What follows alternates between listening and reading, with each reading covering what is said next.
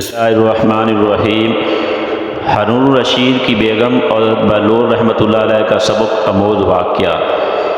ایک دن خلیفہ ہارون الرشید کی بیگم زبیدہ خاتون محل سے بحر دریا کے کنارے سیر کر رہی تھی۔ انہوں نے حضرت بہلول رحمہ اللہ کو دریا پر بیٹھے دیکھا تو پوچھا، بہلول یہاں کیا کر رہے ہو؟ بہلول نے جواب دیا، جنت بیچ رہا ہوں، خریدو گی؟ کہا کتنے کی؟ بہلول نے کہا 500 دینار کی۔ زبیدہ خاتون نے 500 دینار دے دیے۔ بہلول نے 500 دینار لیا اور انہیں دریا میں ڈال دیا۔ جب زبیدہ خاتون نے یہ دیکھا تو حضرت بہلول رحمہ اللہ سے کہا کہ یہ کیا کر دیا؟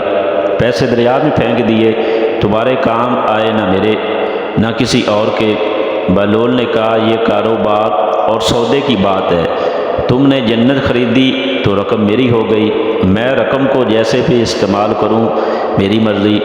زبیدہ خاتون واپس آ گئی۔ رات کو خواب دیکھا کہ ایک بہت بڑا محل ہے جو انتہائی حسین و جمیل ہے۔ پوچھا یہ کیا ہے؟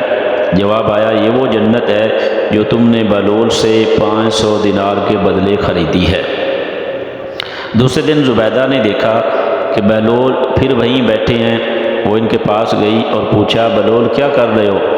کہا جنت بیچ رہا ہوں، خریدو گی؟ کہا کتنے کی بیچتے ہو؟ کہا 5000 دینار کی۔ کہا بہلول ایک رات میں اتنی مہنگی کر دی جنت؟ بہلول نے جواب دیا، کل تم نے میری زبان پر یقین کر کے خریدی تو قیمت کم تھی، لیکن آج اپنی آنکھوں سے دیکھ کر آئی ہو تو دیکھ پرکھ کے کیے گئے سودے کی قیمت زیادہ ہوتی ہے۔ زبیدہ خاتون نے 5000 دینار دیے تو بہلول نے پھر وہی کام کیا کہ انہیں دریا میں ڈال دیا۔